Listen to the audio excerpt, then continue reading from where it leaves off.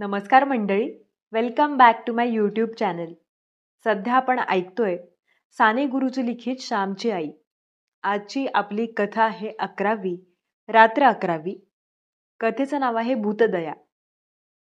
मंडळी, व्हिडिओ सुरू करण्याआधी आपल्या मेंबर्स ओनलीवर रत्नाकर मतकरींचं गोंधळ हे पुस्तक मी सध्या वाचतेय.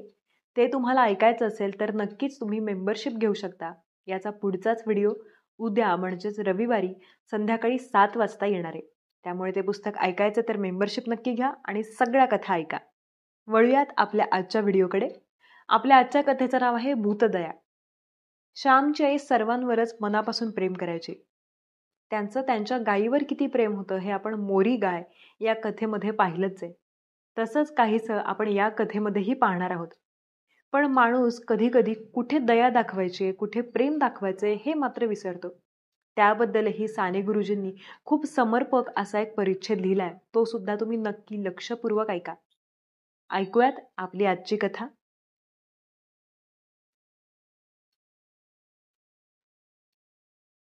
राम, तो दिवा बाजूला कर, माझ्या डोळ्यांवर उजेड नको. श्याम म्हणाला. आज बाहेर जरा पाऊस पडत होता. गार वारा वाहत होता, म्हणून मंडळी आतच बसली होती. रोज आकाशाच्या खालीच प्रार्थना व हे कथा प्रवचन होई. श्यामला दिव्याचा त्रास होत असे. राम दिवा बाजूस करू लागला, परंतु भिका कसता ऐकतो. इथं दिवा असला म्हणजे तुमच्या तोंडावरचे हावभाव आम्हाला दिसतात. कानांनी ऐकतो आणि डोळ्यांनी बघतो. तुमच्या शब्दांचा परिणाम होतो, त्याचप्रमाणे तुमच्या तोंडावरच्या आविर्भावाचाही होतो. केवळ ऐकण्यानं काम होत असतं तर नाटक अंधारातही करता आलं असतं. भिका म्हणाला. मी काही नाटक नाही करत, माझ्या हृदयातील बोल तुम्हाला सांगतोय. श्याम म्हणाला. आम्ही नाटक नाही म्हणत, परंतु तुमच्या तोंडाकडेही पाहण्याने परिणाम होतो. रामतीर्थ जपानात बोलत, ते इंग्रजी बोलत, परंतु इंग्रजी न जाणणारेही जपानी लोक व्याख्यान ऐकावयास जात. रामतीर्थांच्या तोंडावरचे हावभाव जणू त्यांना सर्व समजावून देत. नामदेव म्हणाला. बरे, असू दे दिवा, तुम्हाला ज्यात आनंद त्यातच मला. असे म्हणून श्यामने गोष्टीस सुरुवात केली. एके दिवशी लहानपणी आम्ही अंगणात खेळत होतो. तुळशीचे अंगण भले मोठे लांब रुंद होते. तुळशीच्या अंगणात एक उंचच उंच बेहेळ्याचे झाड होते. एकाएकी टप असा आवाज झाला. मी व माझा धाकटा भाऊ कसला आवाज झाला ते पाहू लागलो. काहीतरी पडले होते खास. आम्ही सर्वत्र शोधू लागलो. शोधता शोधता झाडावरून पडलेले एक पाखराचे लहानसे पिल्लू आढळले. त्याची छाती धडधडत होती. फारच उंचावरून ते पडले होते. त्याची फारच दुर्दशा झाली होती. लोळागोळा झाला होता. अजून त्याला नीट पंख फुटले नव्हते. डोळे सुद्धा ते नीट उघडीत नव्हते. लोहाराचा भाता जसा हलत असतो त्याप्रमाणे त्याचे सारे अंग एकसारखे हलत होते, खालीवर होत होते. त्याला जर हात लावताच ते आपली सगळी मान पुढे करी व ची ची असे केविलवाणे ओरडे. या पिलाला मी घरात उचलून घेऊन न्यावयाचे ठरविले. त्याला एका फडक्यात घेऊन आम्ही घरात गेलो. मी व माझा लहान भाऊ दोघे होतो. मी कापूस घालून त्यावर त्या पिलास ठेवले. आम्हीही लहान होतो, आम्ही तरी काय करणार. बालबुद्धीला जे जे सुचेल ते ते करू लागलो. त्या पिलाला दाणा पाणी देऊ लागलो. तांदळाच्या बारीक कण्या आणून त्याच्या चोचीत घालू लागलो व झारीने त्याच्या चोचीत पाण्याचे थेंब घालू लागलो. त्या पिलाला खाता येत होते की नाही त्या आमच्या काळजीनेच, आमच्या चोचीत पाणी घातल्याने, दाणे घातल्यानेच तर ते मरणार नाही ना, ह्याचा आम्ही विचारच केला नाही. या जगात नुसते प्रेम, केवळ दया असूनच भागत नाही. जीवन सुंदर व यशस्वी करण्यास 3 गुणांची जरुरी असते. पहिली गोष्ट म्हणजे प्रेम पाहिजे, दुसरी गोष्ट म्हणजे ज्ञान आणि तिसरी गोष्ट म्हणजे शक्ती. प्रेम, ज्ञान व बळ या तिन्ही गोष्ट ज्याच्याजवळ आहेत त्याला जगात कृतार्थ होता येईल. प्रेमहीन ज्ञान तेही व्यर्थ, ज्ञानहीन प्रेम तेही फुकट. प्रेम ज्ञानहीन शक्ती व शक्तीहीन प्रेम व ज्ञान तीही व्यर्थच. माझ्या अंगात शक्ती असली परंतु दुसऱ्यावर प्रेम नसेल तर त्या शक्तीचा दुरुपयोग व्हावयाचा. माझ्याजवळ ज्ञान आहे परंतु दुसऱ्यावर प्रेम नसेल तर त्या ज्ञानाचा फायदा मी दुसऱ्यास देणार नाही. आणि प्रेम असून ज्ञान नसेल तर ते प्रेमही अपाय करेल. एखाद्या आईचे मुलावर प्रेम आहे, परंतु त्या मुलाची आजारीपणात कशी शुश्रूषा करावी याचे ज्ञान जर तिला नसेल तर त्या आंधळ्या प्रेमाने जे खावयास देऊ नये तेही ती देईल आणि तिच्या प्रेमानेच बाळ मरून जाईल. समजा आईजवळ प्रेम आहे, ज्ञानही आहे, परंतु ती जर स्वतः अशक्त व पंगू असेल तरीही तिच्या प्रेमाचा व ज्ञानाचा फायदा मिळणार नाही. प्रेम, ज्ञान व शक्ती यांचा विकास जीवनात हवा. प्रेम म्हणजे हृदयाचा विकास, ज्ञान म्हणजे बुद्धीचा विकास व शक्ती म्हणजे शरीराचा विकास. शरीर, मन व बुद्धी या तिहींची वाढ जीवनात हवी. आम्ही त्या पिलावर प्रेम करीत होतो, परंतु आम्हाला ज्ञान नव्हते. त्याच्या चोचीत पीठ, कण्या, नाना पदार्थ भरले व सारखे पाणी ओतले. गरीब बिचारे, आमच्या अडाणी प्रेमानेच ते बेजार होत होते. त्याने शेवटी मान टाकली. मी त्याला म्हटले, आम्ही तुला पिंजऱ्यात कोंडून नाही हो ठेवणार. तू बरा हो व आपल्या आईकडे उडून जा. आम्ही दुष्ट नाही हो. तुझ्या आईसाठी तरी नको ना रे मरू. ती केविलवाणी ओरडत असेल, गिरट्या घालीत असेल. आमच्या बोलण्याकडे त्या पिलाचे लक्ष नव्हते. मी आईला म्हटले, आई, हे पिलू बघ ग कसे करते आहे. अगदी मान वर करीत नाही. त्याला काय खावयाला देऊ? आई बाहेर आली. तिने पिलाला प्रेमळपणे हातात घेतले व म्हणाली, श्याम, हे जगणार नाही हो.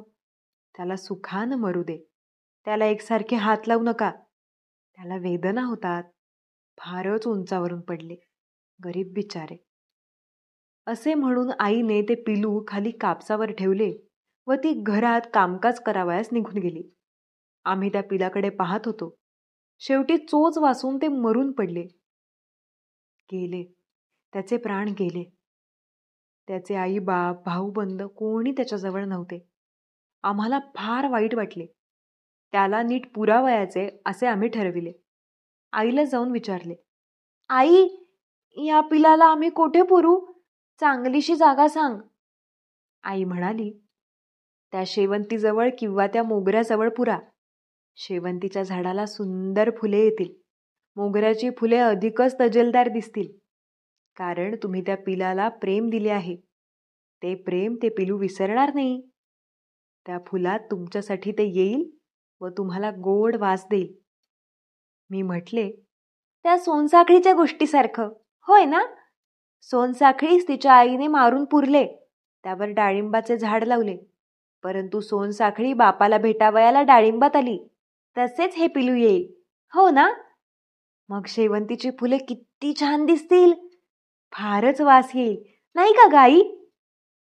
आई म्हणाली, जा लवकर पुरा त्याला. मेलेले फार वेळ ठेवू नये. त्याला गुंडाळावयास आम्हाला चांगलेसे फडके दे ना. मी म्हटले, आईची एक जुनी फाटकी जरीची चोळी होती.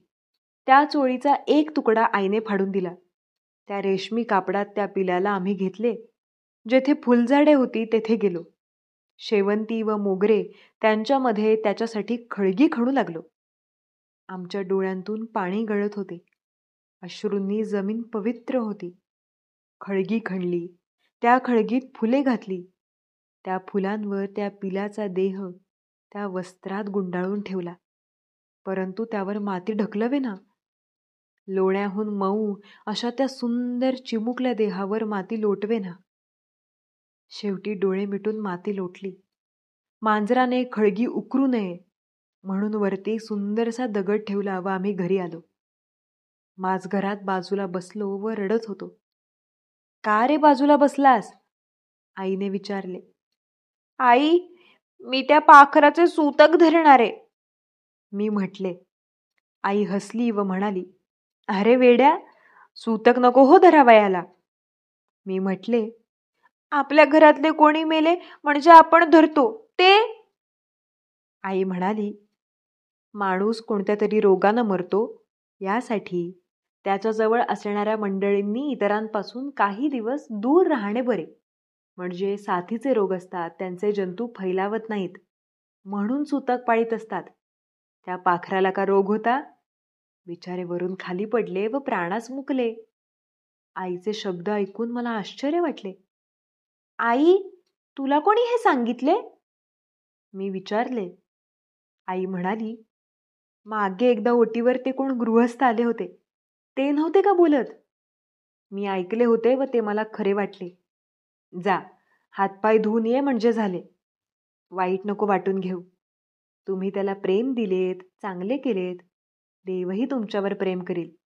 तुम्ही कधी आजारी पडलात व तुमची आई जवळ नसली तरी दुसऱ्या मित्रास उभे करील. देवाच्या लेकरास कीड, मुंगी, पशुपक्षी यांना जे द्याल ते शतपटीने वाढवून देवबाप्पा आणून देत असतो. पेरलेला एक दाणा भरलेले कणीस घेऊन येतो. श्याम, तुम्ही पाखरावर प्रेम केलेत तसेच पुढे एकमेकांवर प्रेम करा. नाहीतर पशुपक्ष्यांवर प्रेम कराल परंतु आपल्याच भावांना पाण्यात पाहाल. तसे नका हो करू. तुम्ही सारी भावंडे एकमेकांना कधी विसरू नका. तुमची एकच बहीण आहे, तिला कधी अंतर देऊ नका. तिला भरपूर प्रेम द्या. आई हे सांगत असता गहीवरून आली होती. माझ्या वडिलांजवळ त्यांचे भाऊ कसे वागले हे का तिच्या डोळ्यांसमोर होते? का ते नेहमी आजारी असे तरी तिच्या भावांनी तिला हवापालट करावयास कधी नेले नाही म्हणून तिला वाईट वाटत होते? तिच्या भावांना काही असोत, परंतु ती बोलली ते सत्य होते. मुंग्यांना साखर घालतात परंतु माणसांच्या मुंड्या मुरगळतात. मांजरे, पोपट यांवर प्रेम करतात परंतु शेजारच्या भावावर, मनुष्यावर प्रेम करीत नाही. हे आपण पाहत नाही का?